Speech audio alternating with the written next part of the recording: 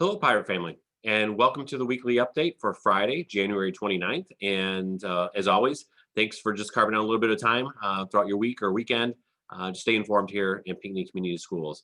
And I just want to go ahead and start, as I usually do, with just a quick update on the COVID situation and the COVID numbers. Currently, actually, in the state of Michigan, the rate of infection has dropped down to 6%. That's great news, and hoping that that trend continues. Here in Livingston County, the rate is approximately 8.4. That's really pretty close to what it was last week, so not a whole lot of change there. And but it's definitely significantly lower than what we've been seeing in the past month or so.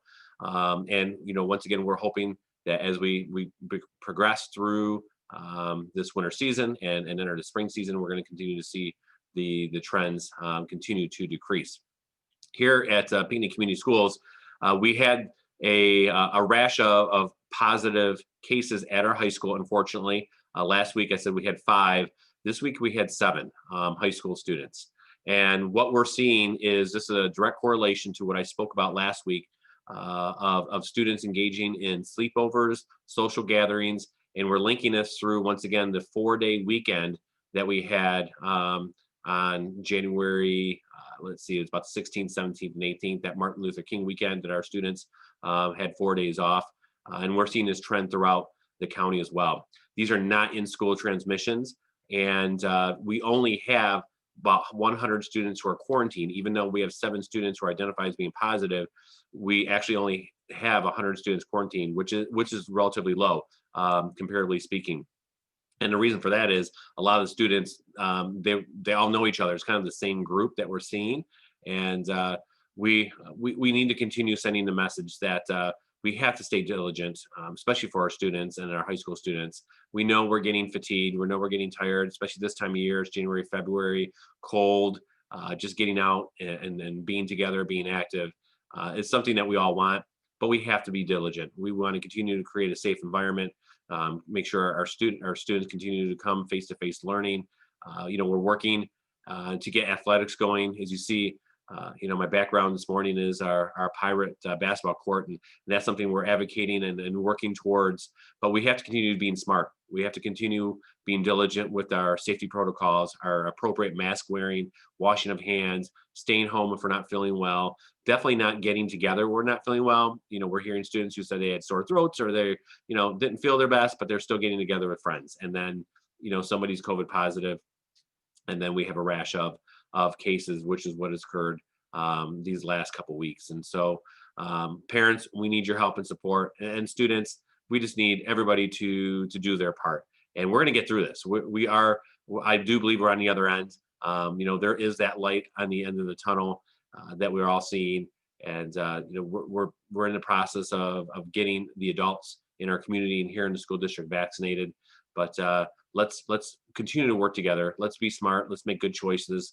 And if we do need to get together with friends or family, let's make sure we're doing it in a safe environment, keeping our distance, wearing masks whenever possible. So we want to keep everybody safe. And with that, in terms of vaccinations, I've been keeping you updated. Pinckney Community Schools is part of the countywide plan in partnership with the Livingston Community Health Department. Last week, we were very excited to offer our first clinic, which occurred this past Saturday at Hall High School, in which approximately 760 educators throughout the county were able to get their first dose of the vaccination. And here in Livingston County, we're getting the Moderna vaccine. This coming up Saturday, which is tomorrow, the 30th of January, we have another session for 200 more educators. Next Thursday, there's another clinic in the afternoon for 250 vaccines. And our hope is that this is becoming a regular occurrence and even bigger opportunities. 200 and 250 are relatively small. And the reason for that is that when the county gets a shipment of vaccines, right off the bat, 75% of those vaccines have to be allocated for 65 and plus residents here in the county, and which is rightfully so. I mean, obviously, they're in a different risk group. And so whatever that number is, so once again, they get 1,000 vaccines, 75% of that has to be set aside for that group. And then the other 250 needs to be set aside for educators and even those who are still in phase 1A, which we're still not done going through that process. but we're moving forward, and that feels good. And I know some people ask about, how many people in the district are being vaccinated, and I just don't have that information. First off, this is something our staff, they're working directly with the health department, and so it's not coming through us. They're signing up through the health department, and also a lot of folks are able to maybe utilize their own doctor, or some of our staff live in counties outside Livingston, and they're able to tap into the options that they have there. But we're very hopeful that when it's all said and done, we're going to have 80 to 90% of our staff vaccinated, because I think that's the information that we've got. We've done some surveys and we've gathered some information countywide. Is that our folks are willing and looking forward to take advantage of this. And so, but we're going to get there hopefully by the end of the month of February. That we've offered every opportunity for staff to be vaccinated. And it's important to know too, it's not just teachers. I mean, obviously teachers are on the front lines there, but anybody who's working with kids, from our custodial group to our lunch monitors, recess monitors, all staff that are working within our school community has that opportunity to be vaccinated. So we're definitely moving forward on that. And as I just stated, a big part of school, especially at the middle school and high school, is our athletic program. And we're excited to be able to get some competitions going this past week. We had our boys swim and dive team at the high school have their first meet against South Lyon. And then they just finished up with a meet against Tecumseh. And we've got our border cross team participating in their events at Mount Brighton, trying to get our bowling program going, archery. But obviously there's a lot of frustration that you're seeing and hearing in media from what they consider contact sports, and that involves basketball, hockey, competitive cheer. And as of right now, these groups are able to practice, but unfortunately cannot engage in competition until February 21st. And that message came just last Friday, right after almost I did my weekly update recording. And definitely a lot of advocacy to push this up. We believe that we can create a safe environment for our students to compete. They're here at school. I obviously understand the concerns that are out there, especially with the new variant that we're hearing as close as Washington County. But I feel that our students and can follow the protocols. We have the safety measures in place, and my hope is that this basketball court behind me can have competitive games in the very near future. Hopefully by if not February 21st, earlier.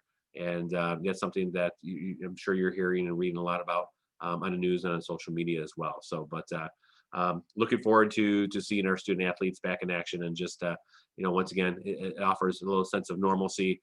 We experienced that in the fall with our fall sports and programs, and we're looking to hopefully continue that with our winter sports, and then leading into spring as well. So on that note, I don't have a whole lot of information outside of what I've already shared.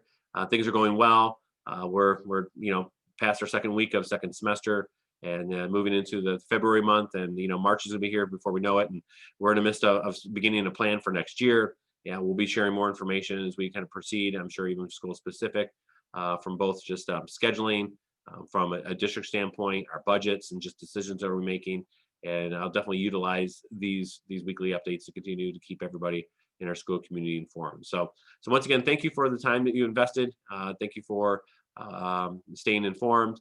If you have any questions about anything, as always, feel free to reach out to me. Give me a call here at central office, or send me an email, and I'll get back with you as soon as I'm able. So take care. Let's go Pirates. Let's continue doing what we need to do to keep everybody safe. It's great having everybody here. So excited about what awaits us for the rest of the school year. And thank you for all your continued support. Have a great weekend. Take care, everyone.